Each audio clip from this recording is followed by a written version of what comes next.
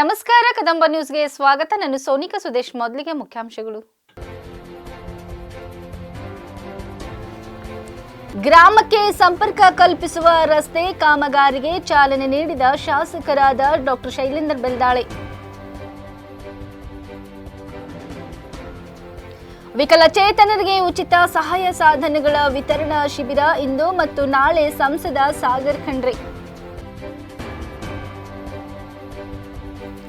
ಬೀದರ್ ಪಶುವೈದ್ಯಕೀಯ ವಿವಿ ಭ್ರಷ್ಟಾಚಾರ ಆರೋಪ, ರಾಜ್ಯದ 69 ಕಡೆ ದಾಳಿ. HIV ಏಡ್ಸ್ ಅರಿವು ಮಾಸಾಚರಣೆ ಬೈಕ್ ರ್ಯಾಲಿಗೆ ನ್ಯಾಯಾಧೀಶ ಪ್ರಕಾಶ್ ಅರ್ಜುನ್ ಬನ್ನಸೋಡೆ ಚಾಲನೆ. ಸುದ್ದಿಯ ವಿವರಗಳು. ಬೀದರ್ ದಕ್ಷಿಣ ಕ್ಷೇತ್ರದ ಕಮಠಣ ಗ್ರಾಮದಲ್ಲಿ ಇಂದು ಕಮಠಣ, ಮಂದಕನಹಳ್ಳಿ, ಶಂಷೇರ್ ನಗರ್, ಕಂಗನಕೋಟ, ಬಾವುಗಿ, ಸಿರ್ಸಿ ಎ ನೆಲವಾಡ್, ಸಂಗುಳ್ಗಿ ಗ್ರಾಮಕ್ಕೆ ಸಂಪರ್ಕ ಕಲ್ಪಿಸುವ ಸುಮಾರು 6 ಕೋಟಿ ರೂಪಾಯಿ ವೆಚ್ಚದ ರಸ್ತೆ ಡಾಂಬರೀಕರಣ ಕಾಮಗಾರಿಗೆ ಚಾಲನೆ ನೀಡಿ ಕಾಮಗಾರಿ ಉತ್ತಮವಾಗಿ ಪೂರ್ಣಗೊಳಿಸಲು ಗುತ್ತಿಗೆದಾರರಿಗೆ, ಅಧಿಕಾರಿಗಳಿಗೆ ಶಾಸಕರಾದ ಡಾ. ಶೈಲೇಂದ್ರ ಬೆಲ್ದಾಳೆ ಅವರು ತಿಳಿಸಿದರು.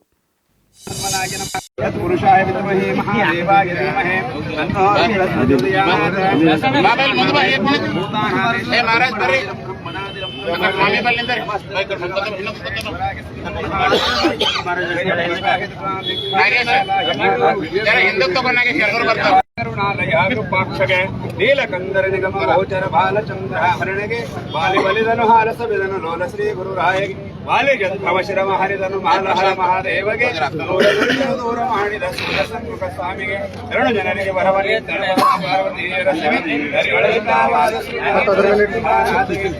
ಭಾರತಗಳಿಗೆ ಕಾರುಣ್ಯ ಮಲಕರ ದೇವಗೆ ಕರುಣಾಲಯ ವೃಪಾಕ್ಷಗೆ ಹರಹ ಓಂ ಕರಪೂರ ಗೌರಂ ಕರುಣಾವತಾರಂ ಸಂಸಾರ ಸಾರಂ ಭುಜಗೇಂದ್ರಹಾರಂ ಸದಾ ವಸಂತಮೃತಯಾರಂತೆ ಭವನ್ ಭವಾನಿ ಚೈತನ್ಯಮಾಮಿ ಋಣಾತೀತ ಕಾಂತಂ ಬ್ರಹ್ಮ ಶಾಂತಂ ಸವಿದ್ಯಾದೇವಂ ಶಿವ ಸಾಂಬಜೇ ನಮಃ ಪಾರ್ವತಿ ಹರ ಓಂ ಮೈಕುಂಠ ದೇವಾಸ್ತನ ಧರ್ಮಾನೇ ಕೃತಮಾನೇ ದೇಹನಾಕ ಮಹಿಮಾನಃ ಪೂರ್ವೇ ಶ್ರೀ ಭಗವಾನ ಕೀ ಮಹಾರಾಜ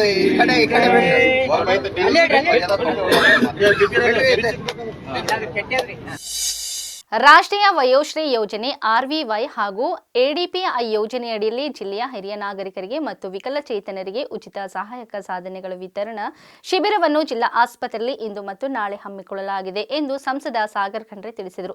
ಶಿಬಿರದಲ್ಲಿ ಅಗತ್ಯವಿರುವ ಉಪಕರಣಗಳ ಪಟ್ಟಿ ಮಾಡಿ ಸರ್ಕಾರದಿಂದ ತರಿಸಿ ವಿತರಿಸುತ್ತೇನೆ ಎಂದರು. ಇದರಲ್ಲಿ wheelchair, tricycle, hearing aid, braille kit ಉಪಕರಣಗಳನ್ನು ವಿತರಿಸಲಾಗುವುದು. ಈ ಶಿಬಿರದ ಸದುಪಯೋಗವನ್ನು ಪಡೆದುಕೊಳ್ಳಿ ಎಂದು ಹೇಳಿದರು. ಎಲ್ರಿಗೂ ನಮಸ್ಕಾರಗಳು.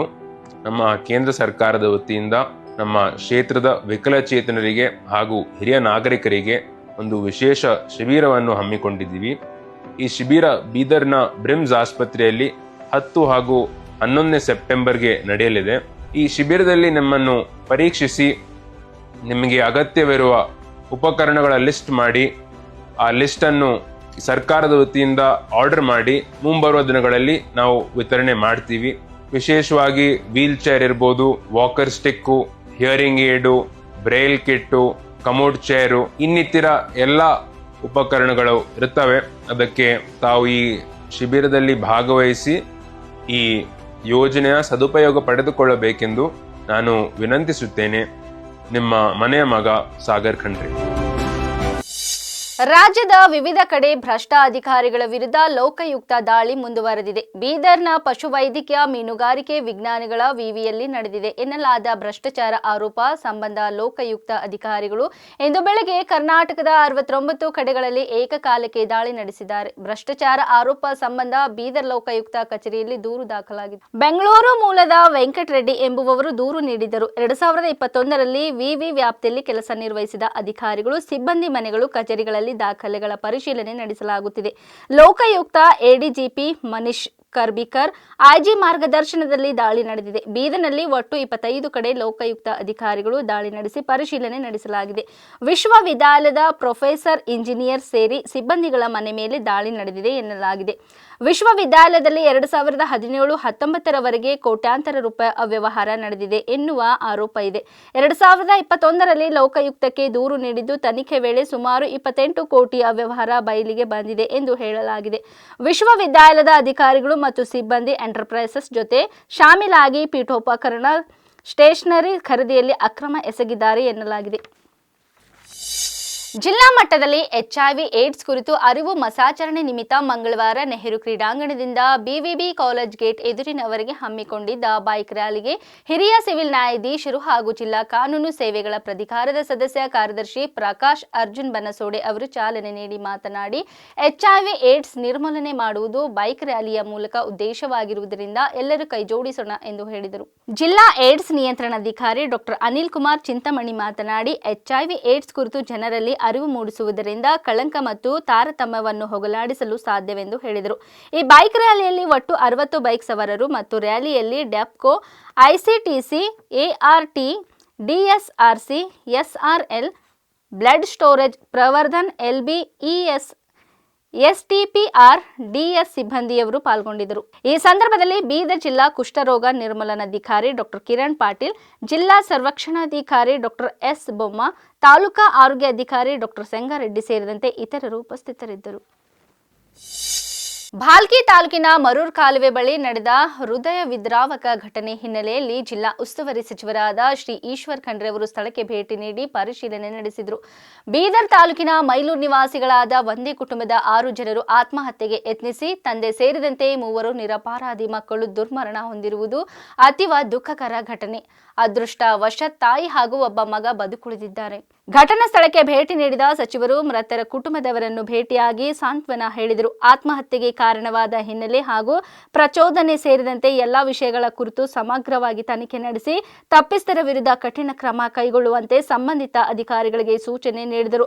ಅದೇ ವೇಳೆ ಸರ್ಕಾರದ ವತಿಯಿಂದ ಸೂಕ್ತ ಪರಿಹಾರ ಒದಗಿಸಲಾಗುವುದು ಎಂದು ಭರವಸೆ ನೀಡಿದ ಅವರು ಮೃತರ ಆತ್ಮಗಳಿಗೆ ಶಾಂತಿ ಸಿಗಲಿ ಹಾಗೂ ಬದುಕುಳಿದ ಕುಟುಂಬಕ್ಕೆ ದೇವರು ಶಕ್ತಿ ನೀಡಲಿ ಎಂದು ಪ್ರಾರ್ಥಿಸಿದರು.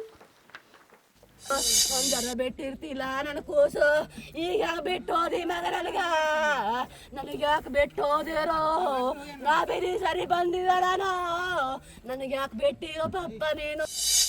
ಎಲೆಕ್ಟ್ರಾನಿಕ್ ಸಿಟಿ ಸಂಪರ್ಕಿಸುವ RV ರಸ್ತೆ ಬೊಮ್ಮಸಂದ್ರ ಮಾರ್ಗದ ನಮ್ಮ ಮೆಟ್ರೋ ಹಳದಿ ಮಾರ್ಗದಲ್ಲಿ 4ನೇ ರೈಲು ಸಂಚಾರ ಬುಧವಾರದಿಂದ ಆರಂಭವಾಗಿದೆ. 4ನೇ ರೈಲಿನ ಸಂಚಾರದೊಂದಿಗೆ ರೈಲುಗಳ ಸಂಚಾರದ ವೇಳಾಪಟ್ಟಿ ಬದಲಾವಣೆಯಾಗಿದ್ದು ರೈಲುಗಳ ನಡುವಿನ ಅಂತರ 25 ನಿಮಿಷದಿಂದ 19 ನಿಮಿಷಕ್ಕೆ ಇಳಿಕೆಯಾಗಿದೆ.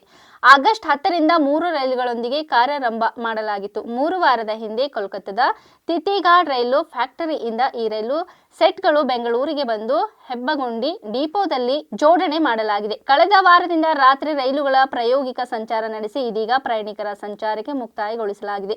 ಹಳದಿ ಮಾರ್ಗದಲ್ಲಿ ಸೋಮವಾರದಿಂದ ಶನಿವಾರದವರೆಗೆ ಮೊದಲ ರೈಲಿನ ಸೇವೆ ಬೆಳಗ್ಗೆ 6 ಗಂಟೆಗೆ ಆರಂಭವಾಗಲಿದೆ. ಭಾನುವಾರ ಮೊದಲ ರೈಲು ಸೇವೆ ಬೆಳಗ್ಗೆ 7 ಗಂಟೆಗೆ ಶುರುವಾಗಲಿದೆ. ರಾತ್ರಿ ಕೊನೆಯ ರೈಲು ಸಮಯ ಎಂದಿನಂತೆ ಇರಲಿದ್ದು RV ರಸ್ತೆಯಿಂದ ರಾತ್ರಿ 11:55ಕ್ಕೆ, ಬೊಮ್ಮಸಂದ್ರದಿಂದ ರಾತ್ರಿ 10:42ಕ್ಕೆ ಹೊರಡಲಿದೆ. ಹಳದಿ ಮಾರ್ಗ ಆರಂಭವಾದ ದಿನದಿಂದ ಕೇವಲ 3 ರೈಲುಗಳು ಮಾತ್ರ ಸಂಚಾರ ನಡೆಸುತ್ತಿವೆ. ಪ್ರಯಾಣಿಕರಿಗೆ ಪ್ರತಿ 25 ನಿಮಿಷಕ್ಕೊಂದು ರೈಲು ಲಭ್ಯವಾಗುತ್ತಿತ್ತು. ಈ ಮಾರ್ಗದಲ್ಲಿ ಪ್ರಯಾಣಿಕರ ಸಂಖ್ಯೆ ಭಾರಿ ಹೆಚ್ಚಿದ್ದ ಕಾರಣ ದಟ್ಟಣೆ ಹೆಚ್ಚಿತು. ಸದ್ಯ 4ನೇ ರೈಲಿನ ಸೇರ್ಪಡೆಯಿಂದಾಗಿ ಒಂದು ರೈಲಿನಿಂದ ಮತ್ತೊಂದು ರೈಲಿನ ಅಂತರವು 19 ನಿಮಿಷಕ್ಕೆ ಇಳಿಕೆಯಾಗಿದೆ. ಇದರಿಂದ ಪ್ರಯಾಣಿಕರಿಗೆ ಕೊಂಚ ರಿಲೀಫ್ ಸಿಕ್ಕಂತಾಗಲಿದೆ.